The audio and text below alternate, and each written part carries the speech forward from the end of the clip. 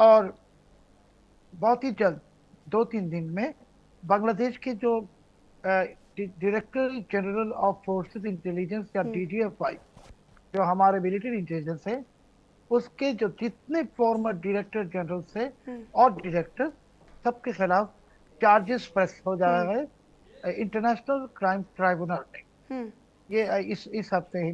हम्म। और इसी के साथ साथ यूनुस के लोग बांग्लादेश आर्मी के कम से कम 17 से 20 ऑफिसर या और जवानों के खिलाफ, जो इन्होंने जो मॉब वायलेंस को हम्म। बंद करने की कोशिश की, इसको क्राइम कह के हम्म। अभी इन लोगों के खिलाफ भी क्रिमिनल केसेस फाइल करने की हम्म। तैयारी में है। तो आप समझते हैं मनीषा जी, एक तरफ बांग्लादेश में ये नरक की तरह सिचुएशन, अच्छा शोएब जी, क्योंकि आप लगातार इस पर विश्लेषण भी कर रहे हैं और ये काफ़ी महत्वपूर्ण हम लोगों के लिए भी हो जाता है कि हम आपके नज़र से वहाँ पर जो परिस्थितियाँ हैं, क्योंकि आप उन्हें महसूस भी कर रहे हैं और आप बारीकी से उन्हें जानते भी। क्या आपको लगता है कि बांग्लादेश में जो कट्टरपंथी ताकतें हैं उनकी मौजूदगी या उनकी एक्टिवनेस ज़्यादा बढ़ गई है, जो हुजी के गुर्गे हैं उनकी एक्टिवनेस ज़्यादा बढ़ गई है, और ये आने वाले समय में कितना बड़ा खतरा बांग्लादेश में रह रहे अल्पसंख्यकों के लिए हो सकता है?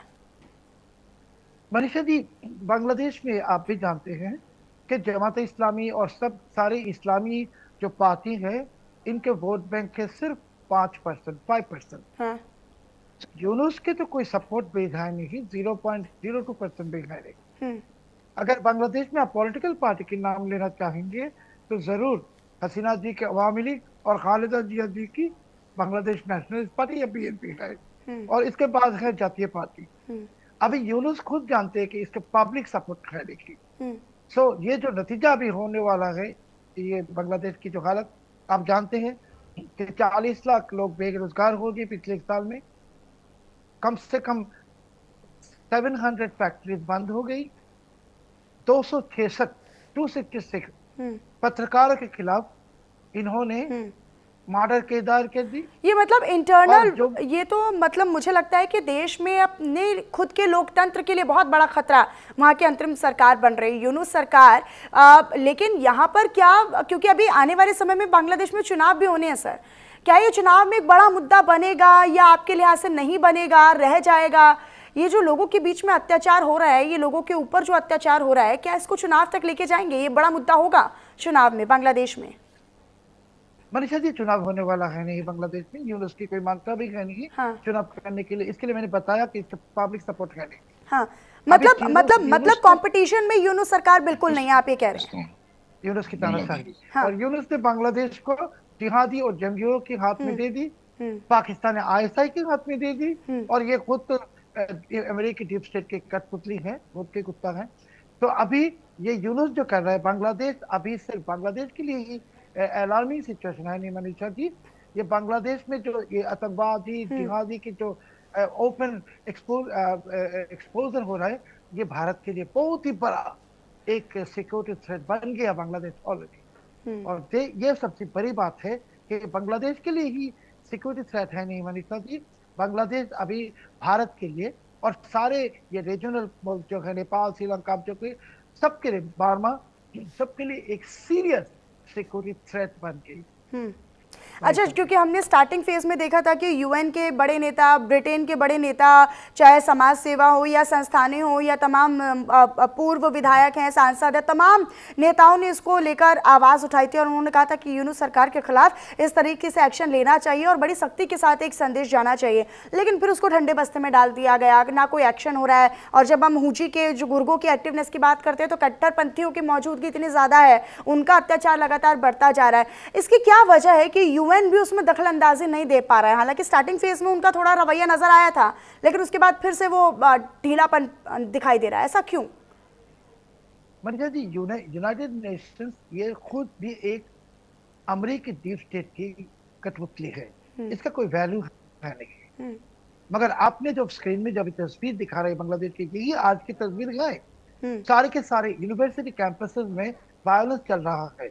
हम्म। यूनिवर्सिटी के खिलाफ, यूनिवर्सिटी कैंपस के नजदीक में जो गांव है, वहां जा जा के यूनिवर्सिटी स्टूडेंट्स गांव गांव के लोगों को मारपीट कर रहा है। हम्म। बहुत ही सही डेंजरस सिचुएशन है मनीषा जी।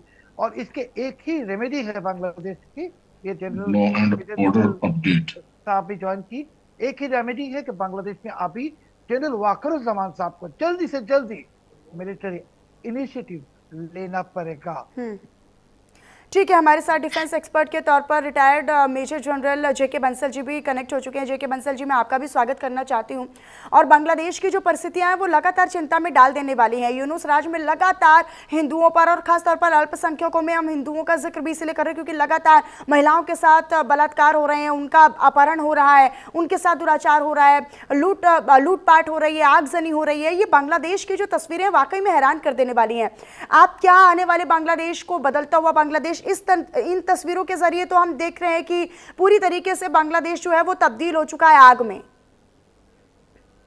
निशा जी नमस्कार, बहुत ही अच्छा प्रश्न आपने किया है। ये जब से शेख हसीना की गवर्नमेंट गई है वहां पे बहुत ही अत्याचार हो रहे हैं और जिस तरह से पूरा बांग्लादेश वो आग में जल रहा है और वहां का जो रूल लॉ एंड ऑर्डर बिल्कुल खत्म है और बिल्कुल जो जिहादी कट्टरवादियों के हाथों में आ गया है। उसके अलावा ऊपर से जो है जो पाकिस्तान का वो इन्होंने इनवाइट किया और पाकिस्तान के जो जिहादी हैं, जो आतंकवादी हैं, वो उधर अपना पैर पसार रहे हैं। उनके जो है आईएसआई के जो चीफ हैं मलिक, वो आते हैं और इस प्रकार करते हुए। सबसे बड़ी बात, अच्छी बात थोड़ी सी ये है कि जब अब पाकिस्तान के अंदर से उनके जो मिनिस्टर आए थे वहां पे, डिप्टी प्राइम मिनिस्टर, तो उनसे जब कहा गया कि भाई आप जो माफी मांगे, तो उन्होंने कहा जी नहीं, ये तो पहले ही सेटल हो चुका है, 2004 में हो चुका है, 1974 में हो चुका है। तो तब ये बताया गया कि इसका कोई लिखित में प्रमाण नहीं है और जो एक वहाँ भोला एक जो तूफान आया उसका पैसा भी जो पाकिस्तान खा गया था और ना ही पाकिस्तान ने इनको इतना शेयर दिया। तो ये जो यूनुस है ये बिल्कुल अपना देश को बर्बाद कर रहा है, पाकिस्तान के भी बहकावे में आकर के। और जो वहां पर जो एक अपनी सत्ता को बनाए रखने के लिए जो जिहादियों के और जो वहां पर जो जमात इस्लाम है उसके कंट्रोल में होकर के इस तरह से, जहां तक आपने इंटरनेशनल ऑर्गेनाइजेशन की बात करी, इंटरनेशनल ऑर्गेनाइजेशन तो आजकल टूथलेस टाइगर है, उनका कोई वर्चस्व नहीं है, उनकी कोई सुनता नहीं है। और दूसरा एक बात और भी मैं बताऊंगा, जो बाकी कंट्री होते हैं सबका अपना अपना इंटरेस्ट होता है।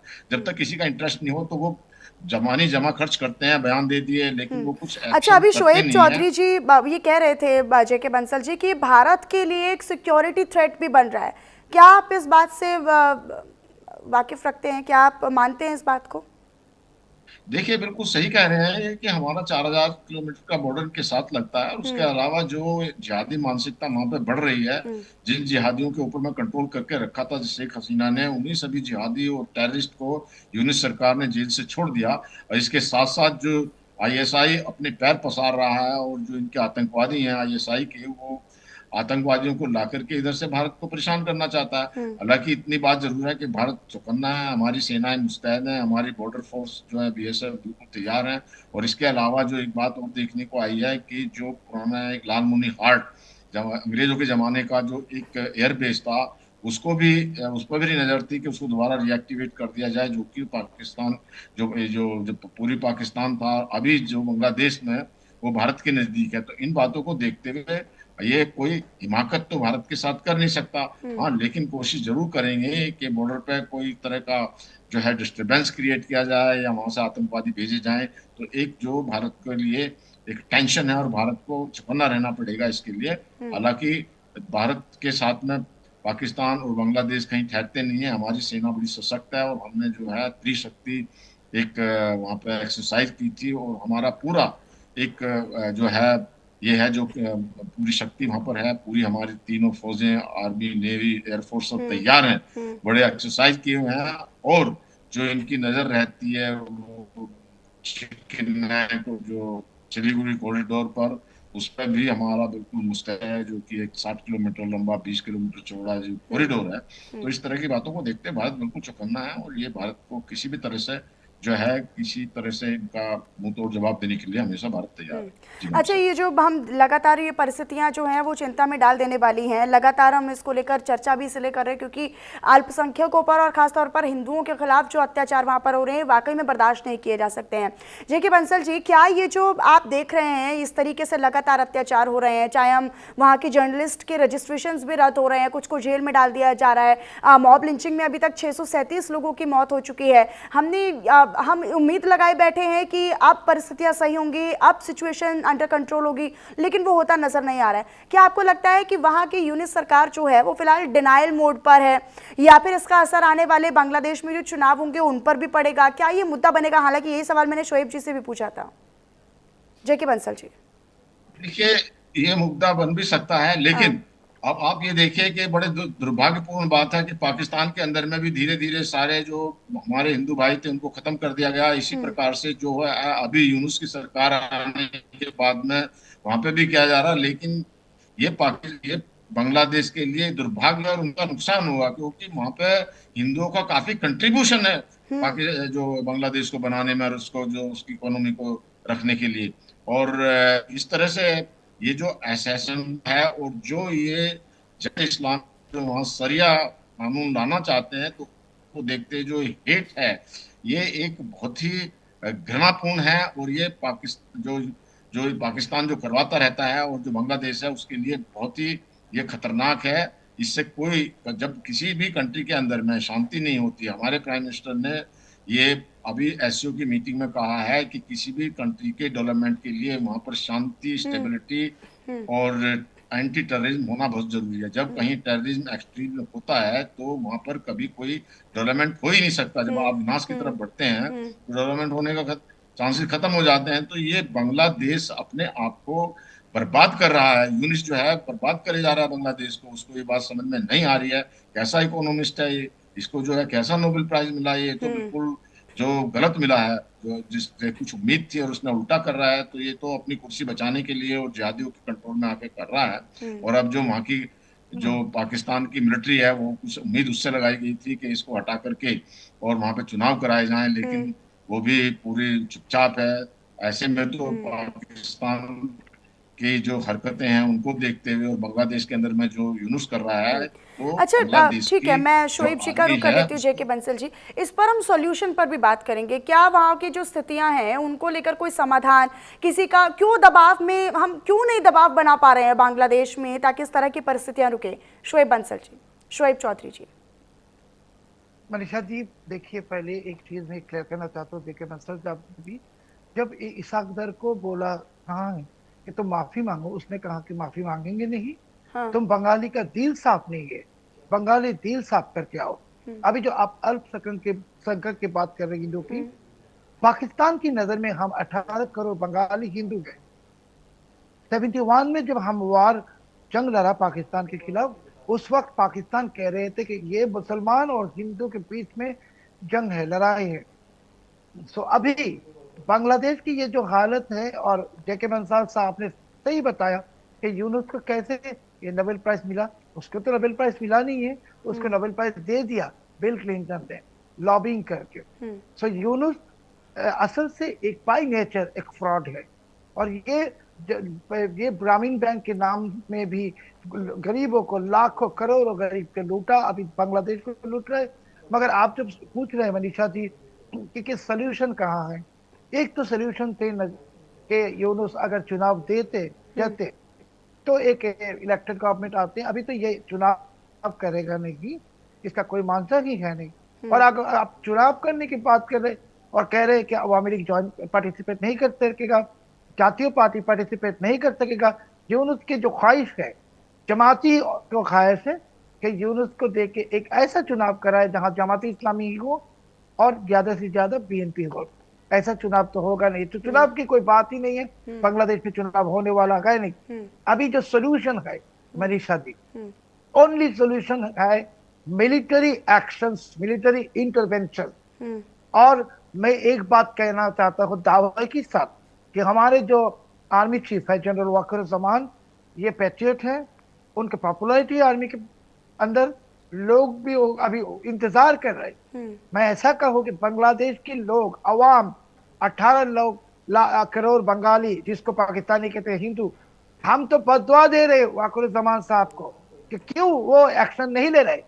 इसके एक ही रेमेडी है, take action, arrest Yunus, arrest all of his advisers, and जैसे कि इजिप्ट में जैसे हुआ है कि मोर्सी को बंद करके जेल दे दी, ऐसा नहीं करने से बांग्लादेश का कोई मुक्ति नहीं मिलेगा। क्योंकि हमारा जो दूसरी ऑप्शन थे जो हम 71 में की कि बंगाली ने जंग की ऐलान कर दी थी। अभी हम शायद ऐसे आप कॉर्नर कर दी बंगाली को, 18 करोड़ बंगाली को। तो हो सकता है हमारा आर्मी कुछ करेगा नहीं, तो हमारा भी जो इंतजार का पेशेंस खत्म हो जाएगा, तो हम बंगाली सड़कों में आ जाएंगे 18 करोड़ यूनुस के खिलाफ। और आपको मैं दावा के साथ कह रहा हूँ, यूनुस की जो तानाशाही है, it is in life support, पूरे लाइफ सपोर्ट में है। इसके दिन खत्म हो गया। ठीक है, कभी भी आपको खबर मिलेगा कि यूनुस को हटा दिया गया। ऐसा हालत बांग्लादेश में आज है, अभी है। ठीक है जेके बंसल जी, क्या मिलिट्री एक्शन लेना या मिलिट्री इंटरवेन करना या यूनुस को अरेस्ट कर देना, ये जो भी कट्टरपंथी उनको अरेस्ट कर जेल में डाल देना, ये सॉल्यूशन तो बता दिया शोएब चौधरी जी ने, लेकिन क्या ये इतना आसान होगा जितना हम सोच रहे हैं, या जितना कहने के लिए या एडवाइस करने के लिए हम नजर आ रहा है कि हाँ हम ये कह देते हैं या एडवाइस कर देते हैं, उतना आसान होगा क्या ये? देखिए, मिलिट्री के लिए कुछ डिफिकल्ट नहीं है। शोएब चौधरी जी ने बिल्कुल सही कहा कि इस समय वहां का सोल्यूशन ये है, और इस बात के संकेत पहले मिलने लगे थे। जो जनरल वकार ने ये दिखाया था कि अगर कंडीशन जो है, स्थिति काबू से बाहर जाएंगी तो वो ऐसा एक्शन लेंगे, थोड़े हिंट भी दिए थे, लेकिन वो कुछ हिम्मत नहीं कर पा रहे। हालांकि जैसे शोएब चौधरी कह रहे हैं कि वो पैट्रियट है, पैट्रियट तो ठीक है, लेकिन पैट्रियट का तब होगा कि हाँ वो चाहते हैं कि भाई आर्मी जो है वो बैरक में रहे और वो ऐसा ना करे। लेकिन जब देश होते हुए देखा जा रहा है, जब बर्बाद होता जा रहा है, तो उस समय जो है जनरल वकार को सामने आकर के एक्शन लेना चाहिए। इसमें कोई दिक्कत की बात नहीं है, मिलिट्री के लिए कभी कोई दिक्कत नहीं है। बस सिर्फ दिक्कत इतनी है कि मिलिट्री के अंदर अपनी एकता होनी चाहिए, उनके विरोध में उनके जो ठीक है, लेकिन इसके समाधान को लेकर लगातार अब जो चर्चा है वो भी होनी काफी महत्वपूर्ण हो जाती है कि आखिरकार ये जो अत्याचार है, ये जो ज्यादतियां है, इनका समाधान, उनका अंत कहां पर होने वाला है। बहुत शुक्रिया जेके बंसल जी आपका हमारे साथ जुड़ने के लिए, और शोएब चौधरी जी आपका भी बहुत धन्यवाद हमारे साथ इस चर्चा में हिस्सा लेने के लिए। और इसी बीच एक बड़ी जानकारी आप तक हम साझा करते चले। जापान और चीन के दौरे के बाद अब दिल्ली वापस पहुंच चुके हैं प्रधानमंत्री नरेंद्र मोदी। ये बड़ी खबर है, जापान चीन का दौरा और ट्रंप की किस तरीके से, ये देखिए तस्वीरें आपको दिखा रहे हैं। एक नया वर्ल्ड ऑर्डर सेट करने के बाद अब वापस दिल्ली प्रधानमंत्री नरेंद्र मोदी पहुंच चुके हैं।